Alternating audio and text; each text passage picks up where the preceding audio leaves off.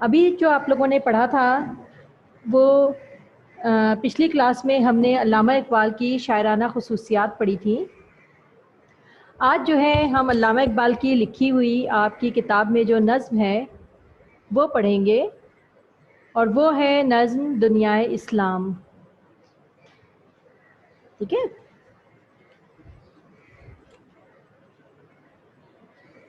میں تھوڑا سا ویٹ اس لیے کر رہی ہوں بیٹا کہ بچے صرف 2 آئے ہوئے ہیں، 2-4 بچے اور ہو جائیں تو پھر میں آگے سٹارٹ کرتی ہوں.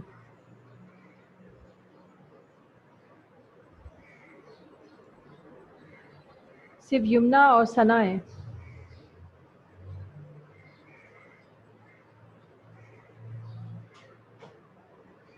ٹھیک ہے بیٹا؟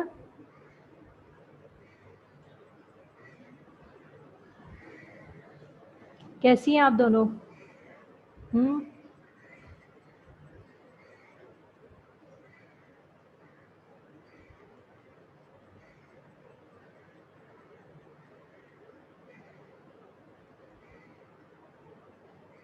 اللہ کا شکر ہے. ہاں بے شک اللہ کا بہت احسان ہے.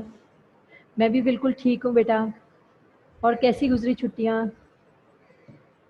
میں بھی بالکل ٹھیک ہوں ثنا. شکر ہے اللہ کا آپ لوگ دونوں ٹھیک ہیں. سب بچے ماشاء اللہ سے خیریت سے ہیں.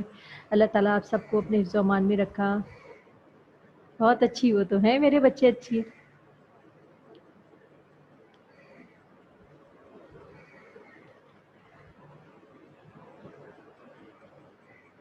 اور سنا ہے چھٹیوں میں کیا کیا کیا؟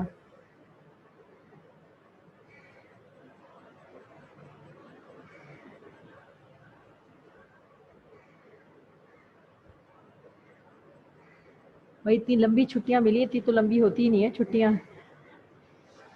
کچھ نہیں، کچھ بھی نہیں کیا؟ ہائے ہائے، کچھ تو کیا ہوگا.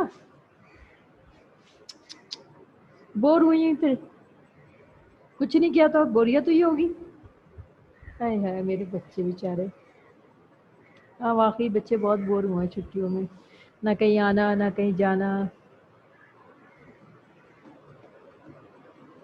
نہ کوئی تفریح. پکنک پوائنٹ بند، سب کچھ بند. ہاں؟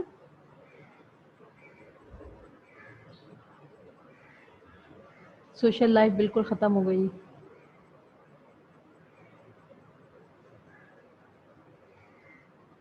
اچھا یہ بتائیے جو اب تک پڑھا ہے وہ سب سمجھ آ رہا ہے آپ لوگوں کو؟ کوئی مشکل تو نہیں ہے اس میں؟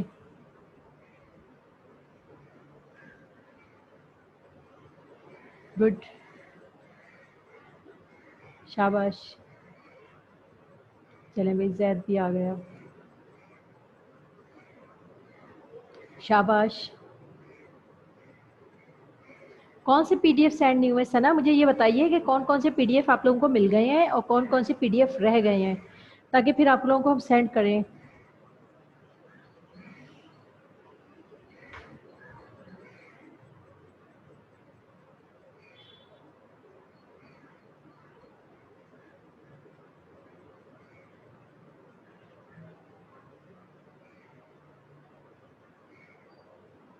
3 چیپٹر کی پی ڈی ایف ملی ہے، اگست والی نا؟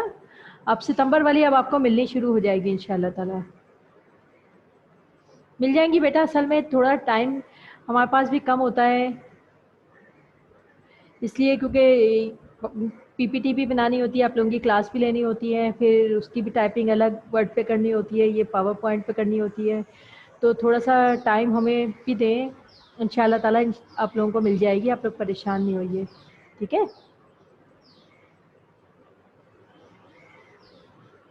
آہستہ آہستہ آپ لوگوں کو کام کرنے کے لیے میں ٹائم بھی دوں گی. یہ نہیں ہے کہ میں ایک گھنٹے بول دوں گی کہ نہیں ہم نے پڑھا دیا ہے تو کام ہے. مجھے پتہ ہے میرے بچے جو ہیں اسکول نہیں آ رہے، ٹیچر سامنے موجود نہیں ہیں، تو صرف ہم آپ لوگوں کو مصروف رکھنے کے لیے جو ہے وہ میں نے کہا کہ میں اتنا پڑھا دوں بچوں کو کہ سمجھ آ جائے. کیونکہ آپ کو پتہ ہے بورڈ کے پیپرس ہونے ہیں آپ کے لوگوں کے نا، تو جہاں جہاں آپ لوگوں کو اٹکیں گے، جہاں جہاں کچھ ہوگا، آپ لوگ کلاس میں آئیں گے، جو بھی پوچھیں گے وہ بھی میں آپ کو بتاتی جاؤں گی.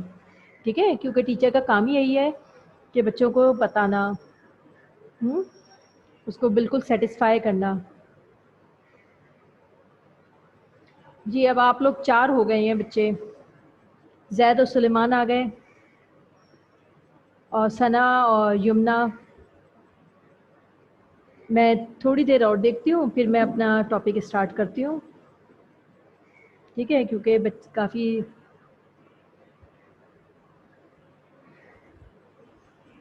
بالکل ہوں گے بیٹا، اس سال تو ضرور ہوں گے، بورڈ کے پیپرز کیوں نہیں ہوں گے؟ یہ تھوڑی کہ 9 کے بھی نہیں ہوئے تو میٹرک کے بھی نہیں ہوں گے، اور جو میٹرک کا رزلٹ ہوگا نا اسی کے اوپر آپ لوگوں کا پورا بیس کرے گا پرسنٹیج، ٹھیک ہے؟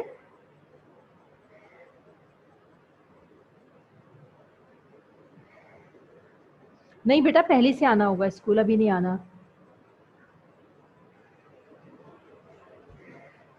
ابھی کیا چینجنگ ہوگی؟ لاک ڈاؤن ہے، سارا بورڈ آفس وغیرہ سب بند ہے، بک سیم ہے، ابھی 2 سال پہلے ہی تو چینج ہوئی ہے۔ جی 1 اکتوبر سے آنا ہے آپ لوگوں کو، ٹھیک ہے؟ ابھی آن لائن ہی کلاسز ہوں گی کچھ دن۔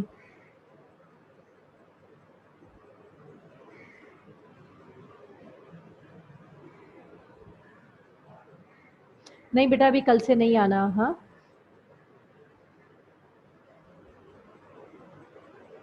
اوئے ہائے میرا بچہ کل آ جاتا، کوئی نوٹس آتا تو آتا نا، اکیلے اسکول آ جاتے ہیں؟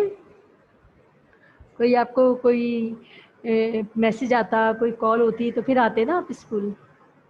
مجھے پتا ہے بہت لمبی چھٹی ہو گئی، میرے بچے بور ہو گئے ہوں گے۔ ویلکم بیٹا، ٹھیک ہے، چلے اب ہم آپ لوگ اپنا ٹاپک شروع کرتے ہیں۔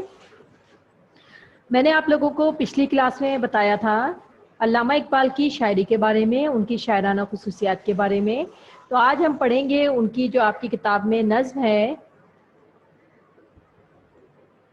کون سی نظم ہے ان کی؟ یہ دیکھیے آپ کو سلائیڈ میں نظر آ رہی ہوگی، دنیا اسلام۔ یہ نظم جو ہے ہم آج پڑھیں گے۔ جی بیٹا میں ٹائم دوں گی، میں ٹائم دوں گی بیٹا، آپ لوگ پریشان نہیں ہوئیے، ٹھیک ہے؟ دنیا اسلام، جو دنیا اسلام جو ہم ٹاپک شروع کر رہے ہیں وہ لکھی ہے ڈاکٹر محمد اقبال نے، ٹھیک ہے؟ آج ہم پڑھ رہے ہیں نظم دنیا اسلام، اور وہ ہے ویلکم زید، ٹھیک ہے؟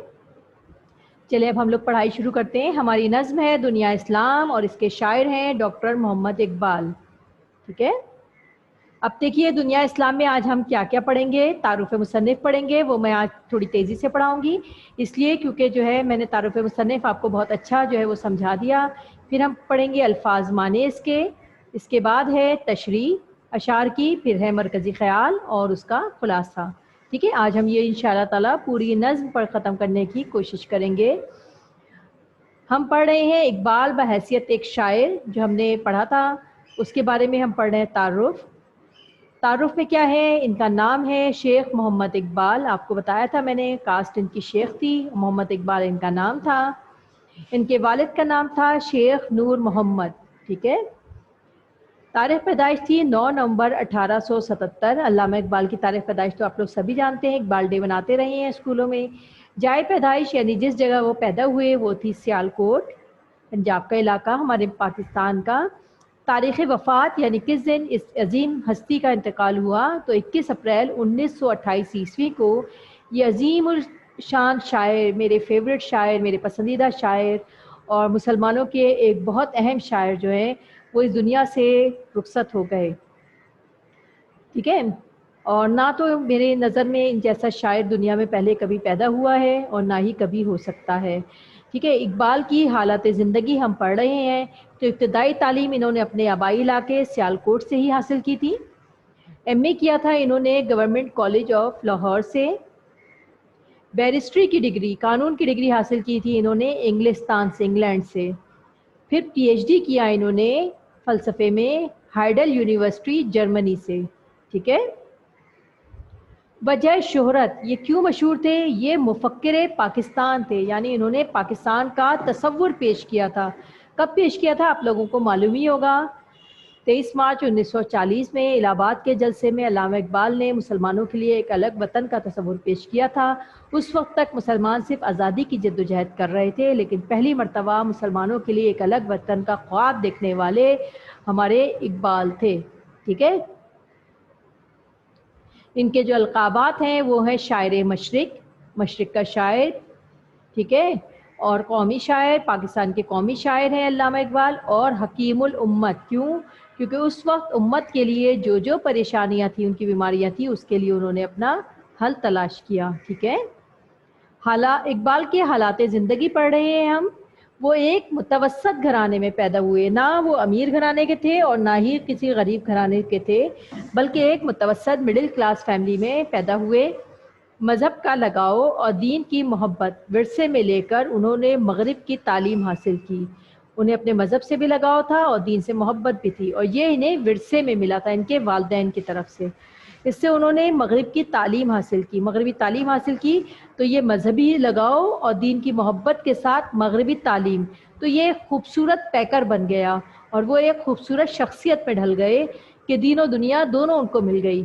اور ان کی شخصیت میں ان کے والد شیخ نور محمد، ان کے بھائی، اور ان کے بعد ان کی جو استاد ہیں میر حسن کا بہت بڑا ہاتھ ہے. میں نے آپ کو بتایا تھا کہ میر حسن جو ہیں وہ اقبال کے جو ہیں وہ استاد تھے، اور اقبال اپنے استاد میر حسن کو بہت ہی زیادہ چاہتے تھے، یہاں تک کہ جب اقبال کو شمس العلماء کا یعنی علماء کا سورج کا جب خطاب دیا جانے لگا، تو اقبال نے کہا کہ پہلے آپ میرے استاد میر حسن کو خطاب دیں گے تب میں یہ خطاب لوں گا. تو کہا گیا کہ عذر پیش کیا گیا میر حسن کی تو کوئی قابل قدر تصنیف ہی نہیں ہے، ہم کس بات پہ ان کو شمس العلماء کا خطاب دیں. تو اقبال نے کہا تھا اپنے استاد کے لیے میر حسن کے بارے میں کہ ان کی قابل تصنیف، ان کی تصنیف تو بذات خود میں ہوں، جیتی جاگتی تصنیف ہوں، مجھے اس مقام تک پہنچانے والے میرے استاد میر حسن ہیں. اور انہوں نے اپنی جگہ اپنے استاد میر حسن کو شمس العلماء کا خطاب دیا اور خود انہوں نے سر کا خطاب لیا. ٹھیک ہے.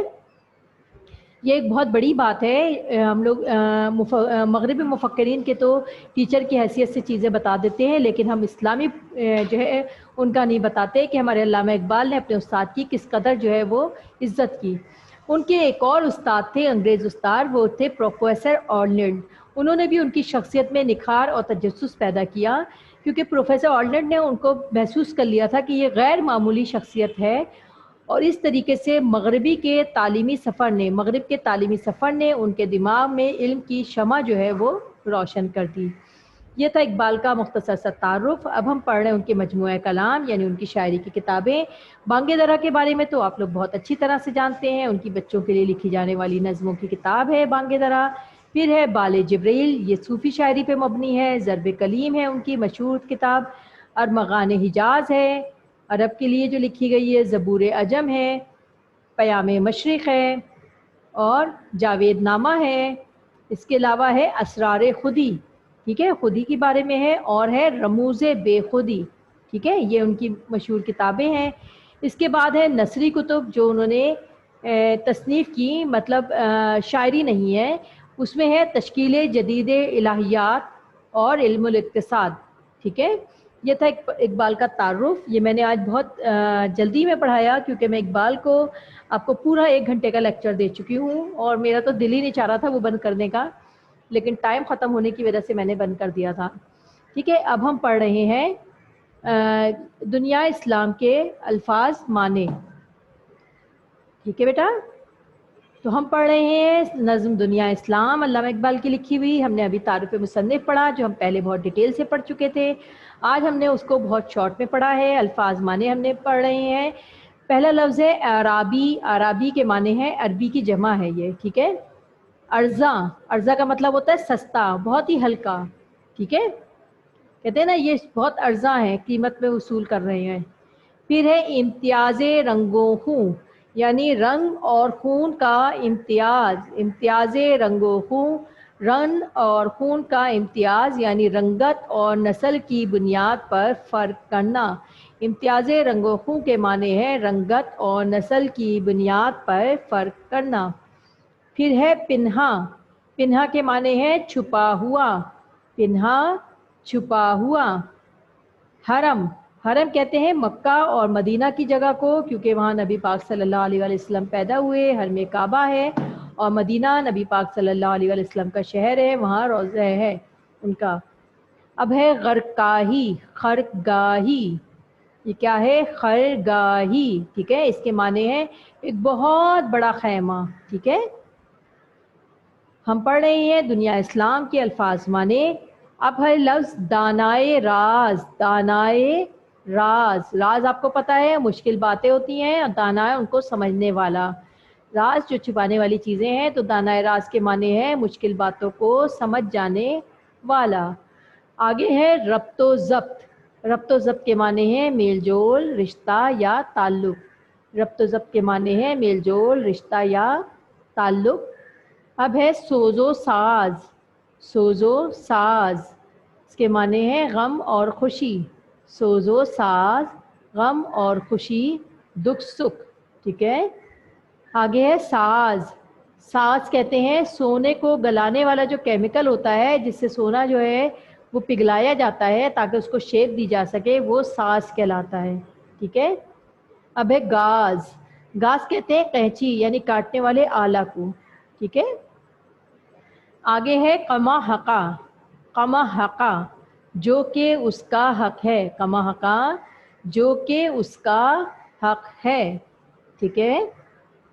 آگے چلتے ہیں ہم، کاشغر، کاشغر ہے چین کا شہر، ٹھیک ہے، نیل کے ساحل سے لے کے تابہ خاک کے کاشغر۔ ملت بیضا، ملت بیضا کسے کہا ہے؟ مسلمانوں کو کہا ہے، ملت بیضا مسلمان۔ مقدم کے معنی ہے آگے یا اوپر، ٹھیک ہے۔ اب ہے لفظ ملت، ملت کے معنی ہے پوری دنیا کے مسلمان، پوری دنیا کے مسلمان۔ آگے ہے نیل، نیل کے کیا معنی ہے؟ دریائے نیل یعنی مصر کا دریا، نیل کے کیا معنی ہے؟ دریائے نیل یعنی مصر کا دریا۔ والا گوہر یعنی قیمتی موتی، والا گوہر یعنی قیمتی موتی، ٹھیک ہے۔ ہم پڑھ رہے تھے دنیا اسلام اور اس کے ہم نے پڑھے الفاظ معنی، اب ہم پڑھیں گے نظم اور ساتھ ساتھ اس کی وضاحت کرتے ہوئے ہم اس کی تشریحات بھی پڑھتے جائیں گے، ٹھیک ہے۔ تو پہلا شعر دیکھیے، کیا سناتا ہے مجھے ترک و عرب کی داستاں، کیا سناتا ہے مجھے ترک و عرب کی داستاں، مجھ سے کچھ پنہا نہیں اسلامیوں کا سوز و ساز، مجھ سے کچھ پنہا نہیں اسلامیوں کا سوز و ساز۔ یعنی علامہ اقبال اس میں کیا کہنا چاہ رہے ہیں کہ تو مجھے ترک و عرب کی داستان، یعنی ترکوں کی آپ کو پتہ ہی ہے ابھی ارطغرل غازی آ رہا ہے تو آپ لوگ بہت اچھی طرح سے خلافت عثمانیہ کو سمجھ گئے ہوں گے، اس لیے میں زیادہ ڈیفائن نہیں کر رہی ہوں، اس لیے کیونکہ میں نے دیکھا ہے سارے ہی بچے جو ہیں اس کو ارطغرل کو بہت زیادہ جو ہے وہ پسند کر رہے تھے۔ میں تو خیر پہلے سے ہی جانتی ہوں کیونکہ میرا ٹاپک رہا ہے، میں اس کو پورا جو ہے 200 مارکس کے ہم نے 2 سیمسٹر میں ان کے پیپر پڑھے ہیں، تو ہم بہت اچھی طرح سے اس کو پڑھا ہوا ہے ہم نے۔ تو کیا سناتا ہے مجھے ترکستان یعنی خلافت عثمانیہ اور عرب کی یعنی جو ریاستیں تھیں، عرب کی جو ترقیاں تھیں ان کی داستان مجھ سنا، مجھ سے کچھ چھپا ہوا نہیں ہے اسلامیوں یعنی مسلمانوں کا سوز و ساز، عروج و زوال، مجھ سے کچھ چھپا ہوا نہیں ہے۔ تشریح کرنے کا کیا طریقہ ہے میں آپ کو پہلے بھی بتا چکی ہوں، کیا ہے حوالہ شعر، اس میں کیا لکھیں گے؟ نظم کا نام ہے کیا ہے؟ دنیا اسلام۔ پھر ہے شاعر، شاعر کون ہے اس کے؟ علامہ محمد اقبال۔ آگے آپ علامہ اقبال کے بارے میں مختصر سا تعارف بھی دے سکتی ہیں حوالہ شاعر کر کے، ٹھیک ہے۔ اب ہے اشارات تشریح، اشارات تشریح میں آپ کیا لکھیں گے؟ حوالہ مصنف دیکھیں میں نے دیا ہوا بھی ہے، نام شیخ محمد اقبال ہے ان کا، القاب کیا تھے ان کے؟ شاعر مشرق تھے، مفکر پاکستان تھے اور حکیم الامت ہے، ٹھیک ہے۔ اہم تصانیف ان کی بانگ درا، بال جبریل، ضرب کلیم اور ارمغان حجاز، ٹھیک ہے۔ اگر اتنا بھی لکھ لیں گے تو کافی ہوتا ہے۔ اب شعر کا میں نثری ترجمہ میں نے آپ کو بتایا تھا لکھنے کے لیے کہ آپ جو اس کو پڑھیں گے تو جو آپ کو سمجھ میں آئے اس کو 1 لائن یا 2 لائن میں لکھ دیا کریں، اس سے ایگزامنر کے اوپر بہت اچھا جو ہے نا رسپانس پڑتا ہے۔ نثری ترجمہ کی ہیڈنگ ڈالی، اے میرے مخاطب تو مجھے ترکیوں اور عربیوں کی داستان مت سنا، اے میرے مخاطب یعنی جو جس سے بات کر رہے ہیں اسے کہہ رہے ہیں تو مجھے ترکیوں اور عربیوں کی داستان مت سنا، مسلمانوں کا دکھ اور سکھ بھی مجھ سے کچھ چھپا ہوا نہیں ہے، ٹھیک ہے۔ یہی سمجھ آیا تھا نا آپ کو؟ اب ہے لغت، لغت یعنی الفاظ معنی جو آپ کو معلوم ہو، پنہا یعنی چھپا ہوا، سوز و ساز دکھ اور سکھ، ٹھیک ہے۔ اب آپ کریں گے تشریح، یہ میں نے پوائنٹ کی صورت میں دیے ہیں، آپ اس کو پیراگراف کی صورت میں ایز اٹ از بھی لکھ سکتے ہیں اور چینج کر کے بھی لکھ سکتے ہیں۔ علامہ اقبال کی یہ نظم مسلمانوں کے اہم اقوام عربیوں اور ترکیوں کی شان و شوکت کی عکاسی کرتی ہے۔ علامہ اقبال کی یہ نظم مسلمانوں کے اہم اقوام عربوں اور ترکوں کی شان و شوکت کی عکاسی کرتی ہے. ٹھیک ہے. وہ کیا کہہ رہے ہیں کہ ایک وہ دور تھا جب ہر طرف عربوں کی فتوحات کا اور اسلام کے مضبوط نظام حکومت کا دورہ لوگوں کی زبان پر تھا. یہ کون سا دور تھا؟ یہ خلفائے راشدین کا دور تھا. بنو امیہ کے شروع کے جو خلفائے تھے، ولید بن عبد الملک تھے، اور جو ہے عبد الملک بن مروان تھے، سلیمان بن عبد الملک تھے، حضرت عمر بن عبد العزیز تھے. ٹھیک ہے. حشام بن عبد الملک تھے، ان کے دور کے بھی واقعات تھے. پھر بنو عباس کے بھی کچھ شروع کے خلفاء تھے، ابو جعفر المنصور تھے، اور پھر اس کے بعد جو ہے ابو جعفر المنصور کے بعد ہادی تھے، مہدی تھے، ہادی تھے، پھر ہارون الرشید تھے. آپ جانتے ہوں گے ہارون الرشید کا نام تو بہت آتا ہے. پھر مامون الرشید تھے. یہ مطلب بہت بہترین جو تھے دور تھا. مسلمانوں کی سلطنت جو ہے بہت پھیل رہی تھی عربوں کے زمانے میں، اور بہت مضبوط نظام حکومت تھا. تو یہ دورہ لوگوں کی زبان پر تھا. ٹھیک ہے. پھر ایک دور میں ترکوں کی سلطنت عثمانیہ کی عظمت کے قصے بیان کیے جاتے تھے. یہ تو سلطنت عثمانیہ کو تو آپ لوگ بہت اچھی طرح سے جان کے، طغرل غازی اس کا بیٹا عثمان، اور اس نے سلطنت قائم کی تھی. پھر چھوٹی سی سلطنت تھی، پھر آگے چلتی گئی. آپ اگر آگے ان کے سیزن بنتے گئے تو آپ دیکھیے گا عثمان خان کے بعد اس کا بیٹا تھا اور خان، پھر اس کے بعد تھا مراد اول، پھر مراد اول کے بعد بایزید تھا. بایزید بھی بہت اچھا حکمران تھا، لیکن اس کے دور میں تیمور لنگ سے جو اس کی لڑائی ہوئی تو 2 مسلمانوں کی لڑائی تھی، لیکن تیمور لنگ نے سلطنت عثمانیہ کو بڑا ٹھیس پہنچایا تھا اور اس کو گرفتار کیا تھا، اس کو قید کر لیا تھا. بایزید اسی قید میں انتقال کر گیا. پھر اس کے بعد اس کا بیٹا محمد اول آیا تھا. محمد اول کے بعد جو ہے مطلب آگے چلتے ہوئے یہ 7ویں نسل میں آئے محمد فاتح. ٹھیک ہے. 7واں حکمران آیا محمد فاتح عثمان خان کی نسل سے، اور پھر اس کے بعد سلیم اول آیا، اس کے بعد محمد فاتح آیا. تو محمد فاتح نے جو ہے وہ نبی اکرم صلی اللہ علیہ وسلم کی جو حدیث تھی کہ میری امت کا ایک گروہ جو ہے قسطنطنیہ فتح کرے گا. تو سوچئے قسطنطنیہ یعنی ابھی موجودہ جو استنبول ہے، تو وہ ایک بہت اہم شہر تھا. ٹھیک ہے. بازنطینی سلطنت کا کیپٹل تھا، اور وہ اس کی فتح بہت ہی مشکل تھی. اور نبی پاک صاحب نے فرمایا کہ وہ فوج کتنی پیاری ہوگی، وہ حکمران کتنا اچھا ہوگا، اللہ تعالیٰ نے ان کو بخش دیا ہے. تو یہی وجہ تھی کہ حضرت امیر معاویہ رضی اللہ عنہ کے دور سے جو ہے لوگ جو ہے اس کے اوپر حملہ کر رہے تھے قسطنطنیہ پہ، اور یہ 14واں حملہ تھا جو کامیاب ہوا تھا. ٹھیک ہے. ہر کوئی یہ چاہتا تھا کہ وہ یہ سعادت حدیث کی اسے ملے، لیکن یہ سعادت تو لے گئے سلطنت عثمانیہ کے 7ویں نمبر کے سلطان محمد فاتح. ٹھیک ہے. عظیم شہر کی عظیم فتح اور بہت عظیم فاتح، ان کا نام تھا محمد، اور اس کی وجہ سے قسطنطنیہ فتح کرنے کی وجہ سے ان کو تاریخ میں محمد فاتح کے نام سے یاد کیا جاتا ہے. ٹھیک ہے. مگر کیا ہوا، یہ دور کے قصیدے بھی بیان کیے جاتے ہیں، لیکن پھر کیا ہوا، مسلمانوں کی وقت کی اغیار، وقت کی مطلب مسلمان کچھ عرصے کے بعد ہمیشہ زوال پذیر ہو جاتے ہیں. یہ یاد رکھیے کہ عروج کی جو آخری سیڑھی ہوتی ہے، وہیں سے زوال کی پہلی سیڑھی جو ہے وہ شروع ہو جاتی ہے. اغیار یعنی غیروں کی رخنہ اندازیاں، غیروں نے تنگ کرنا شروع کیا، اس کی بدولت ان اقوام کا وقار جاتا رہا. ٹھیک ہے. آپ نے دیکھا ہی ہوگا، اگر آپ نے ڈرامہ دیکھا ہوگا کوثر سلطان، میں آپ لوگوں کو اس حوالے سے بتا رہی ہوں کیونکہ بچے جو ہیں عام طور پہ کتابیں آپ لوگوں کو نہیں ملتی، وہ لوگ نیٹ پہ دیکھتے ہیں. تو اس میں آپ لوگوں نے دیکھا ہوگا کہ مسلمانوں نے کتنا جو ہے وہ غلط سسٹم اختیار کیا ہوا تھا. اس وجہ سے آگے چلتے چلتے چلتے 500 سال تک جو حکومت قائم رہی تھی وہ بھی ختم ہو گئی. لیکن جس وقت جو ہے وہ لکھ رہے ہیں دنیا اسلام، اس دور میں سلطنت عثمانیہ کا اختتام نہیں ہوا تھا. سلطنت عثمانیہ کا اختتام تو ہوا تھا 1923 میں. ٹھیک ہے. مصطفیٰ کمال اتاتürk جو جدید ترکی کے بانی تھے، انہوں نے سلطنت عثمانیہ کا جو اختتام کیا تھا معاہدہ سیبری اور معاہدہ لوزان کے تحت، وہ بھی ہم نے پڑھا تھا. اور یہ 100 سال کے لیے انہوں نے جو ہے یہ کیا تھا کہ یہ جو ہے عالمی سطح پہ وہ نہیں آئیں گے، لیکن اب وہ 100 سال مکمل ہونے والے ہیں. اللہ کرے کہ دوبارہ قائم ہو جائے اور مسلمانوں کو دوبارہ سے ایک ہو جائیں، مسلمان متحد ہو جائیں. لیکن جس وقت یہ پڑھا رہے ہیں اس وقت سلطنت عثمانیہ کا اگرچہ اختتام نہیں ہوا تھا، مگر وہ زوال کی جانب ضرور گامزن تھی. ٹھیک ہے. یہی وجہ ہے کہ اقبال نے اس شعر میں عربوں اور ترکوں کی حالت زار کا ذکر کیا ہے. ٹھیک ہے. وہ کیا کہتے ہیں؟ وہ کہتے ہیں کہ مجھے مسلمانوں کی حالت زار کا پتہ ہے، اور ترک و عرب کی داستانیں اب بہت پرانی ہو چکی ہیں. ترکوں کی اور عرب کی داستانیں اب بہت پرانی ہو چکی ہیں. اب کیا کرو؟ اب اتحاد اور اتفاق کی بات شروع کرو. وہ عربی بنتے تھے اور وہ ترک بنتے تھے کہ صرف سلطان، صرف سردار جو ہے ہمارا ترکی ہوگا، عثمانی ہوگا. تو یہ ساری چیزیں ختم کرو. اب اتحاد کی بات کرو. اب صرف اور صرف اتفاق کی بات کرو. اور کیا ہوگا؟ اب جو ہے یہ امید کرتی ہوں یہ تشریح آپ کو سمجھ آ گئی ہوگی. اب ہم اس سے جو ہے مماثل شعر دیکھتے ہیں کہ اس سے ریلیٹڈ کوئی شعر ہو سکتا ہے. میں نے یہ لکھا ہے: قوم مذہب سے ہے، مذہب جو نہیں تو تم بھی نہیں. قوم مذہب سے ہے، مذہب جو نہیں تم بھی نہیں. جذب باہم جو نہیں، محفل انجم بھی نہیں. یہ جواب شکوہ کا شعر میں نے لکھا ہے ڈاکٹر محمد علامہ اقبال کا. آپ چاہیں تو کوئی اور شعر اس سے مماثل لکھ سکتے ہیں.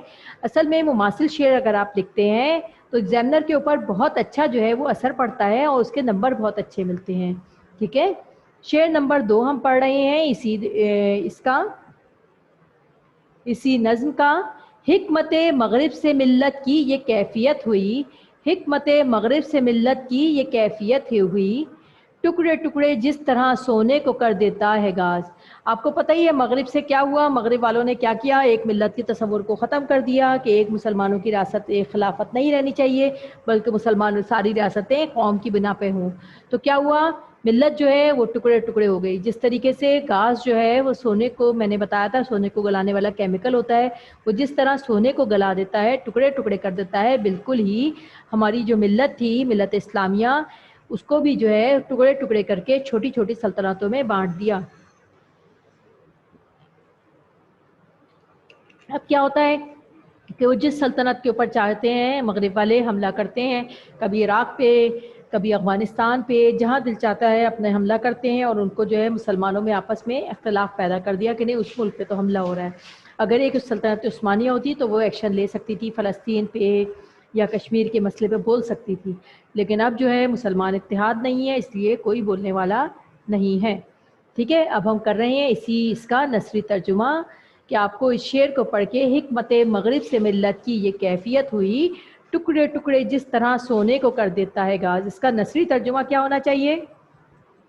یہ مغربی ممالک کی سوچ ہی کا نتیجہ ہے کہ آج اقوام ایک ایسی حالت میں ہے کہ ہر شخص دوسرے سے اس طرح دور ہو گیا ہے جیسے لوہے کو کینچی کی مدد سے کاٹ کے ٹکڑے ٹکڑے کر دیا جاتا ہے. ٹھیک ہے.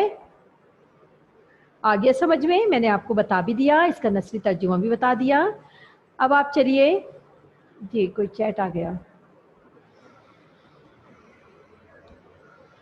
اٹک رہی ہے سنا؟ آپ بیٹا ریجوائن کریں اگر آواز اٹک رہی ہے تو. ٹھیک ہے.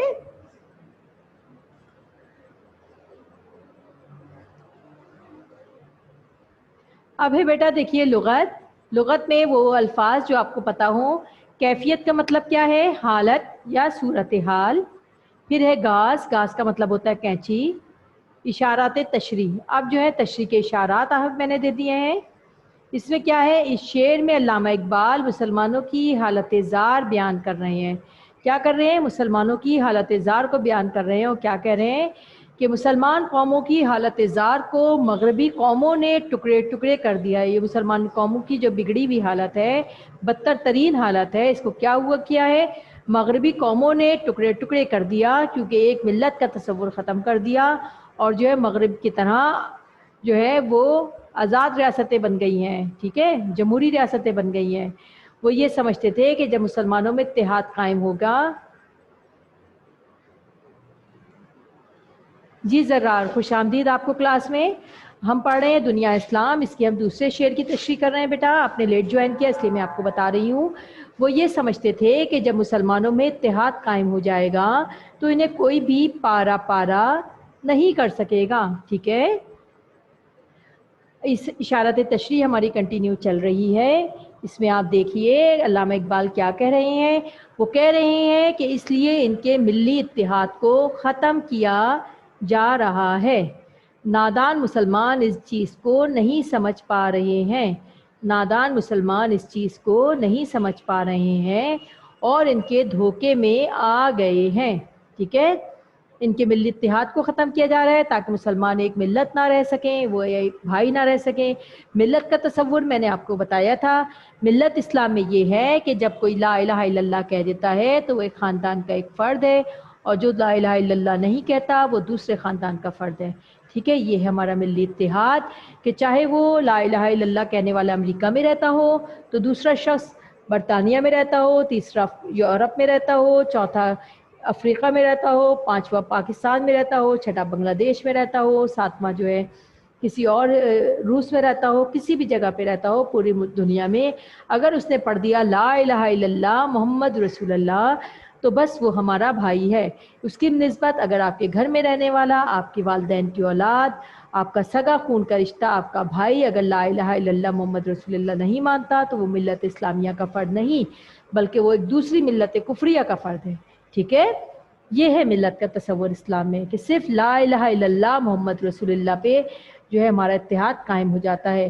تو کہہ رہے ہیں کہ نادان مسلمان اس چیز کو نہیں سمجھ پا رہے ہیں اور وہ ان کے دھوکے میں آ گئے ہیں، اس لیے ان کی عظیم قوت ٹکڑے ٹکڑے ہو گئی ہے۔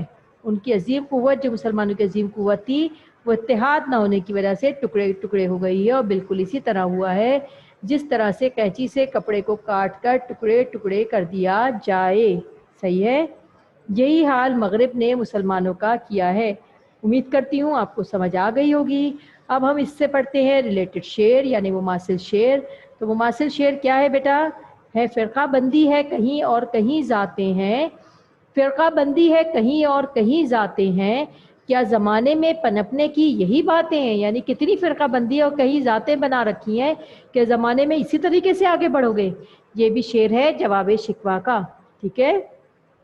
اب ہم پڑھ رہے ہیں شعر نمبر 3۔ اب یہ دیکھیے اس کا شعر: ہو گیا مانند ارزاں مسلمانوں کا لہو، ہو گیا مانند ارزاں مسلمانوں کا لہو، مضطرب ہے کہ تیرا دل نہیں دانائے راز۔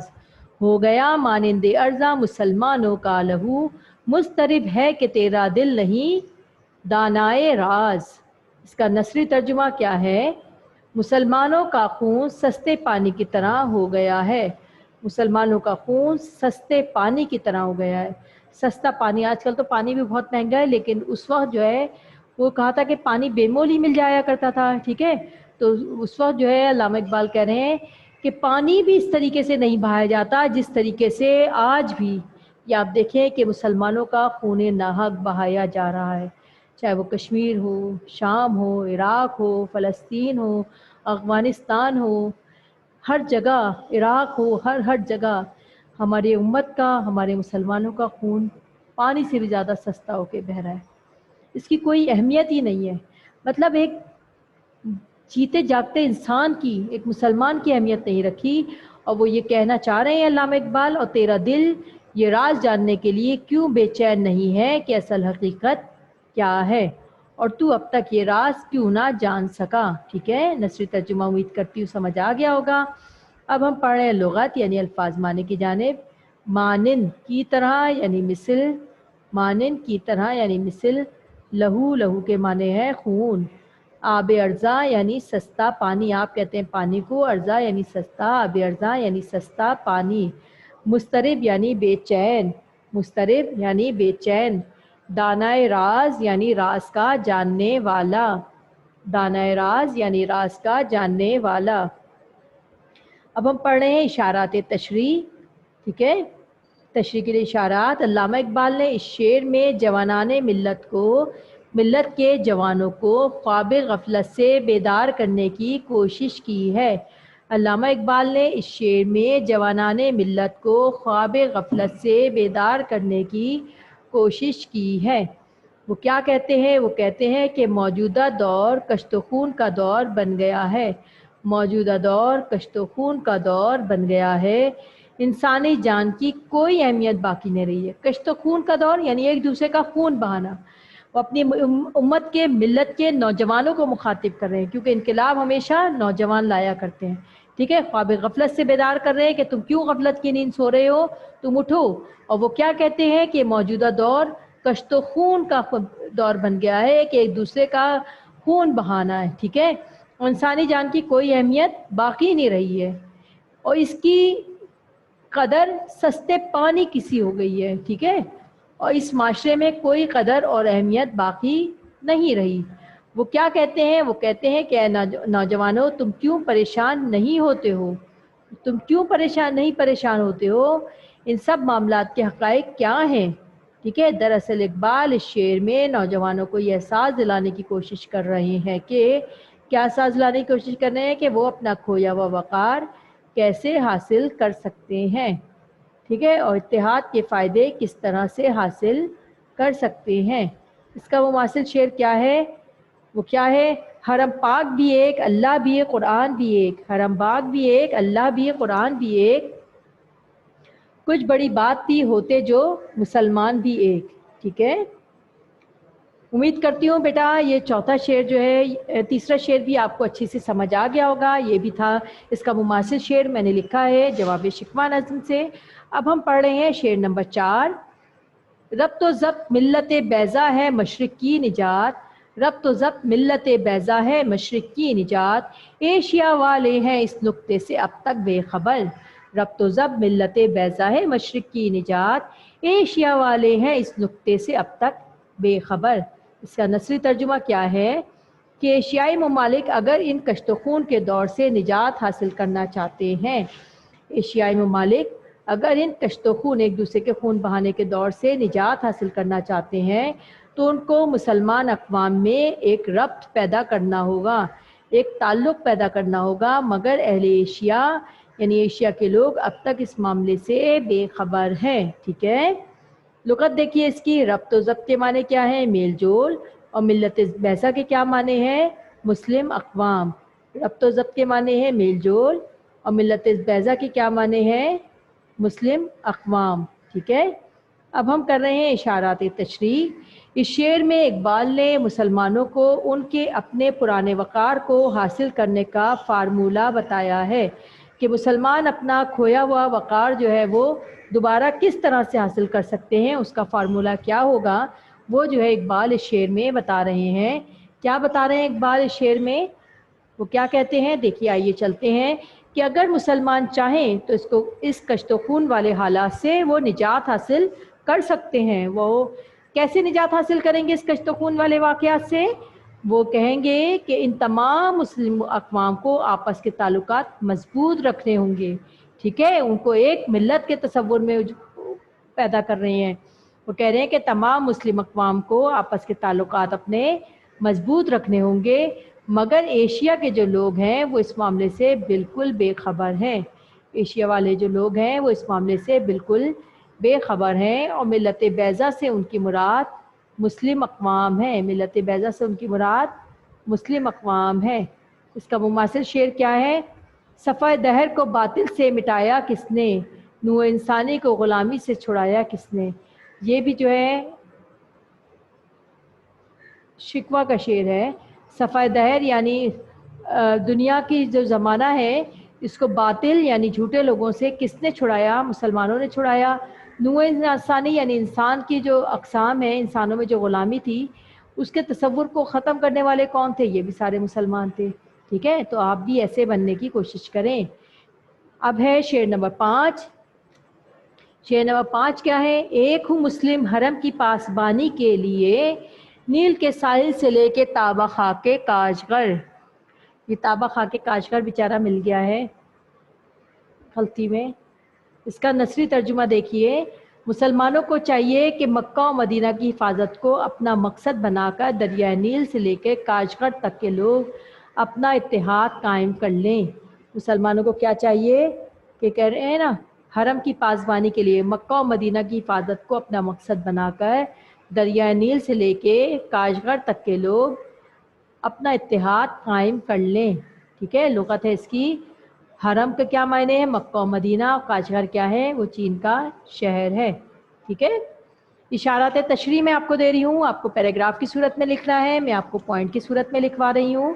اس شعر میں علامہ اقبال مسلمانوں کو اپنے مقدس مقامات کی حفاظت کرنے کے لیے لائحہ عمل تیار کر کے مقدس مقامات کی حفاظت کو اپنا لائحہ عمل بنانے کی نصیحت کی ہے۔ اس شعر میں اقبال کیا کہہ رہے ہیں؟ مسلمانوں کو کیا کہہ رہے ہیں کہ اپنے مقدس مقامات کون سے ہیں؟ خانہ کعبہ و مسجد روضہ رسول ہے نا، اس کے مقدس مقامات کی حفاظت کریں۔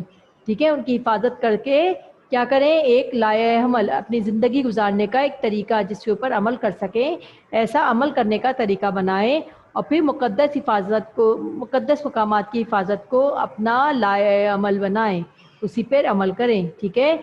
اس شعر میں اقبال نے مصر اور کاشغر کا ذکر کیا ہے. مصر اور کاشغر کا کیوں ذکر کیا ہے؟ کیونکہ مصر اور ایشیا کی عوام اس دور میں بہت بہادر مانی جاتی تھی. ٹھیک ہے. مصر میں اس زمانے میں جو ہے حکومت تھی بائبرس کی، اور جو ہے وہ بہت بہادر ہوا کرتے تھے. کیونکہ لیکن کیا ہوا تھا، بہادر تو مانی جاتی تھی، لیکن جو ان میں ذاتی تنازعات تھے، آپس کے جو جھگڑے تھے اور تفرقے تھے کہ ایک دوسرے سے نفرت جو کرتے تھے، اس کی بنا پر وہ لوگ بدامنی کا شکار ہو گئے تھے، امن و امان ان کا تباہ ہو گیا تھا. اور یہ بھی وجہ ہے کہ ان دنوں مصر اور ہندوستان میں اسلامی تحریک بہت ہی زیادہ متحرک تھی. ہندوستان میں بھی جو ہے اسلامی تحریک چل رہی تھی، اور مصر میں بھی اسوہ بحالی کی تحریک جو ہے وہ چل رہی تھی. اس لیے اقبال نے ان دونوں اقوام کو اپنے اختلافات کو بھلا کر کہا ہے کہ اپنی حرم کی حفاظت کریں. ٹھیک ہے.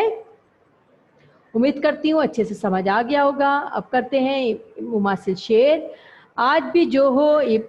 آج بھی ہو جو ابراہیم کا ایمان پیدا، آج بھی ہو جو ابراہیم کا ایمان پیدا، آگ کر سکتی ہے انداز گلستاں پیدا. کیا مقصد ہے اس کا؟ کہ اگر ابراہیم جیسا ایمان ہو کہ میں اللہ کی خاطر آگ میں کود رہا ہوں، تو آگ کیا ہوگا؟ وہ اب بھی گلستان ہو جائے گا. ابراہیم جیسا ایمان تو لے کر آئیں. اور یہ جو ہے ایک بزرگ نے کیا بھی ہے. برصغیر پاک و ہند میں ایک بزرگ تھے، خواجہ معین الدین چشتی کے استاد. جب ہم پڑھ رہے تھے ان کے بارے میں تو ہم نے پڑھا تھا، ان کے استاد تھے ابراہیم نقی. تو انہوں نے یہی کام کیا تھا کہ ایک دفعہ وہ آ رہے تھے اپنے چہیتے شاگرد سے ملنے کے لیے، تو راستے میں ایران کے راستے سے ہو کر آ رہے تھے، عرب سے، عراق سے ہوتے ہوئے. تو ایک مجوسیوں کا علاقہ تھا، وہ لوگ آگ کو پوجتے تھے. ٹھیک ہے. آگ کو جب وہ پوج رہے تھے تو انہوں نے کہا، وہ روزے سے تھے، تو اپنے غلام سے کہا کہ جاؤ تھوڑی سی آگ لے کر آ جاؤ، تو ہم جو ہے روزہ افطار کرنے کے لیے روٹی بنا لیں. تو غلام گیا تو انہوں نے آگ دینے سے منع کر دیا، بولا کہ آگ تو ہمارا خدا ہے، ہم تو نہیں دیں گے. وہ جو زرتشت ہوتے ہیں، جو مجوسی ہوتے ہیں پارسی، وہ لوگ آگ کو اللہ مانتے ہیں نا، اپنا خدا مانتے ہیں. تو انہوں نے کہا لو بھائی تبلیغ کا وقت آ گیا. اس کے بعد وہ گئے، انہوں نے وہاں سے جو سب سے بڑا بوڑھا راہب تھا ان کا، وہ اس سے بیٹھے وہاں پہ سارے لوگ بیٹھے ہوئے آگ کو پوجا کر رہے تھے. بولنے لگے کون کیا ہے؟ بولنے لگے یہ میرے آگ ہے. بولنے کتنے سالوں سے پوج رہا ہوں؟ انہوں نے کہا میں تو جب سے ہوش سنبھالا ہے، جب سے میں اس کی پرستش کر رہا ہوں. تو بولنے لگے اگر تم اپنے آگ میں اس میں ہاتھ ڈالو گے تو کیا وہ جل جائے گا؟ تو بولنے لگے کہ ہاں آگ کا تو کام ہی ہے جلانا. تو انہوں نے کہا تم تو اس کی پرستش کرتے ہو، تم تو اس کی پوجا کرتے ہو، تم آگ کو کہو کہ وہ تمہیں نہیں جلائے. تو اس نے کہا نہیں، یہ تو آگ کا کام ہی ہے جلانا. انہوں نے کہا اچھا ٹھیک ہے. ان کی گود میں ایک بچہ بیٹھا ہوا تھا 7 سال کا. ٹھیک ہے. اس سے پوچھا حضرت ابراہیم نقی نے کہ یہ بچہ کون ہے؟ تو انہوں نے کہا کہ یہ تو بچہ جو ہے نا، یہ میرا بیٹا ہے. ٹھیک ہے. تو انہوں نے کیا کیا، اس کی گود سے بچے کو جھپٹا، اور وہی آیت جو انہوں نے حضرت ابراہیم علیہ السلام نے پڑھی تھی، اللہ تعالیٰ نے قرآن پاک میں فرمایا ہے قُلْنَا يَا نَارُ كُونِي بَرْدًا وَسَلَامًا عَلَىٰ ابراہیم. وہ آیت پڑھی اور جو ہے آگ میں انہوں نے چھلانگ لگا دی بچے کو لے کے. اب باہر سارے مجوسی جو ہیں وہ ہائے ہائے کرتے رہے، لیکن کسی کی ہمت نہیں تھی کہ آتش کدے کے اندر، آگ کے اندر کود سکیں.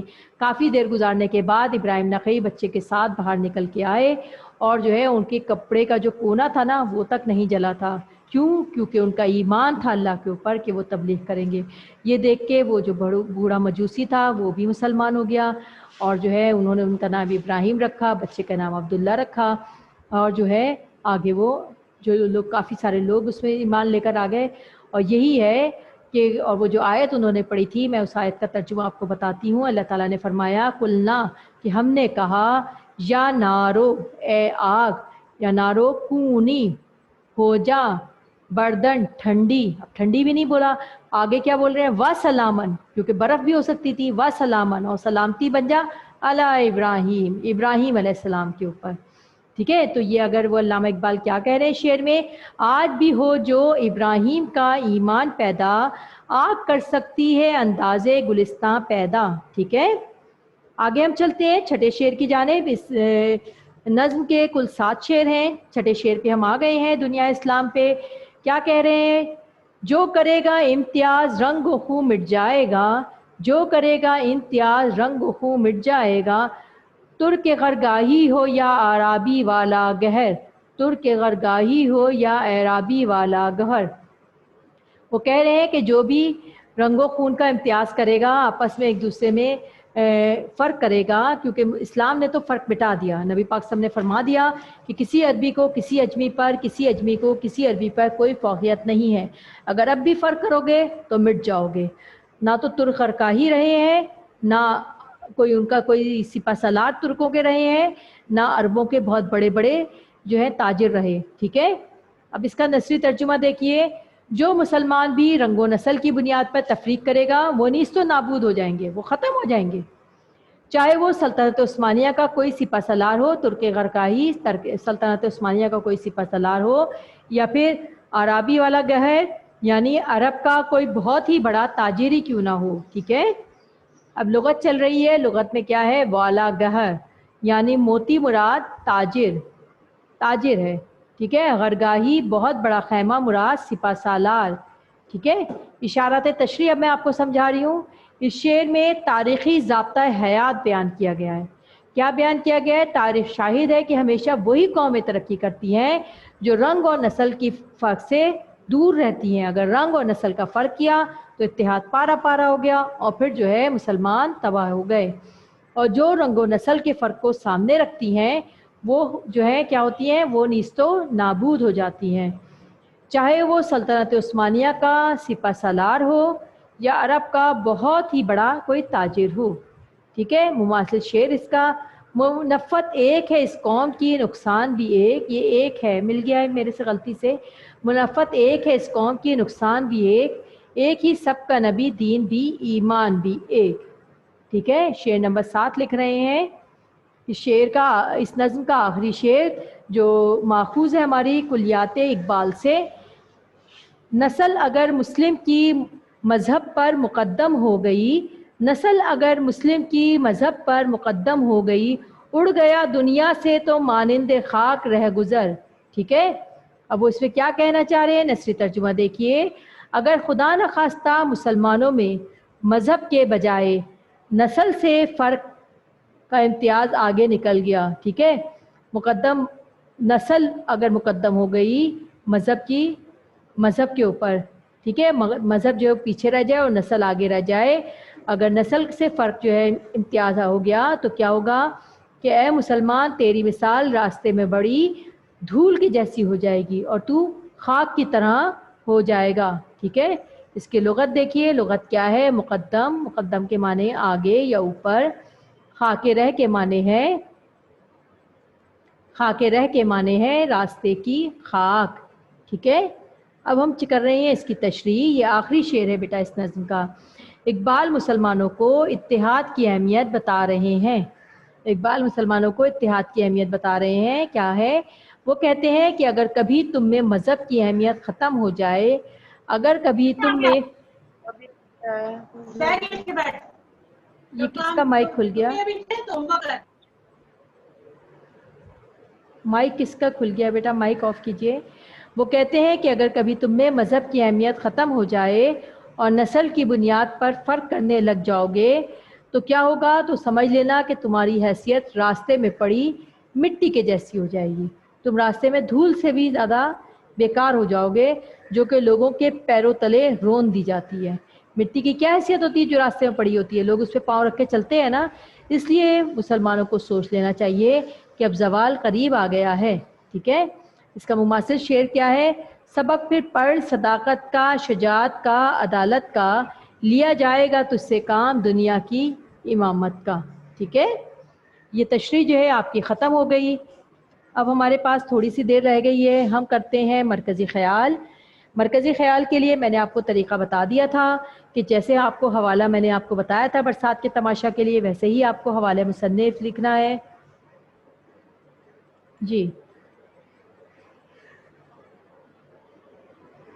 جی بیٹا، اسلامیت کے اس کے ٹاپک یہ ہیں کہ جو سورۃ الانفال کے بارے میں جو میرے شروع کے 3 لیکچر تھے نا، بس اسی میں سے آپ کا ہے، ٹھیک ہے۔ सूरतुल अनफाल का पहला, दूसरा, तीसरा रुकू, और जो पहले लेक्चर के बारे में जो सूरतुल अनफाल के बारे में मैंने बताया था बस वही है। ठीक है। इस नज़्म में अल्लामा इकबाल मुसलमान कौम को इत्तेहाद का दर्ज दे रहे हैं। ठीक है।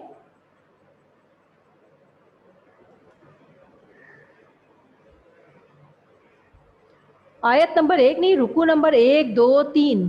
ठीक है सना, रुकू नंबर 1, 2, 3।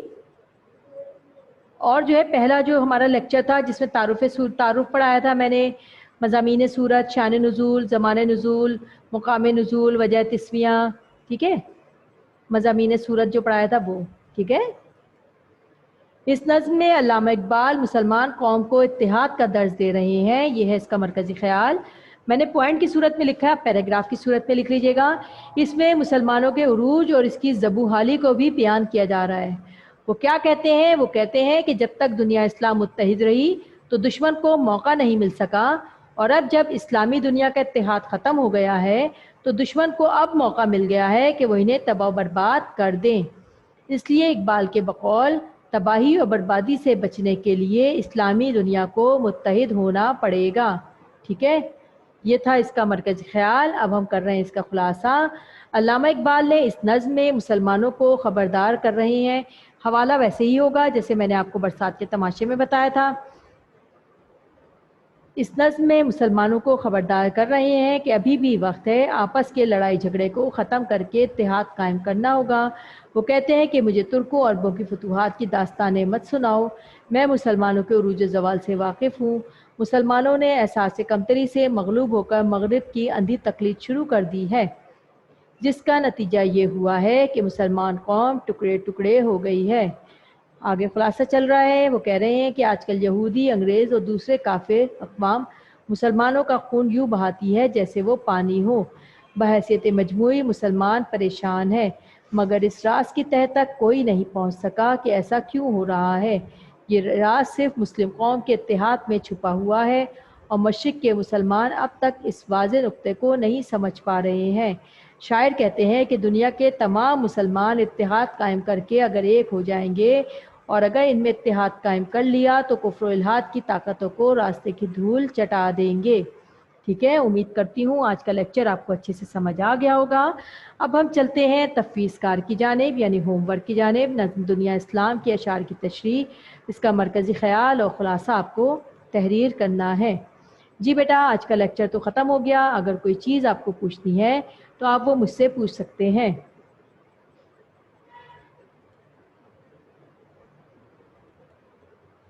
जी नो मिस, समझ आ गया सब कुछ यमुना? गुड। और बाकी बच्चों को सबको समझ आ गया? किसी को कुछ पूछना है दुनिया इस्लाम में से? मैंने पूरी नज़्म आपको पढ़ा दी, उसकी तशरीहात, तारुफ शायर, अल्फाज माने, तशरीहात, मरकज़ी ख़याल और ख़ुलासा। ठीक है। चलिए बेटा, ठीक है, हमारी क्लास का टाइम ख़त्म होता है। अब मैं आपसे इजाज़त चाहती हूँ। ओके, अल्लाह हाफिज़। ठीक है, अल्लाह हाफिज़।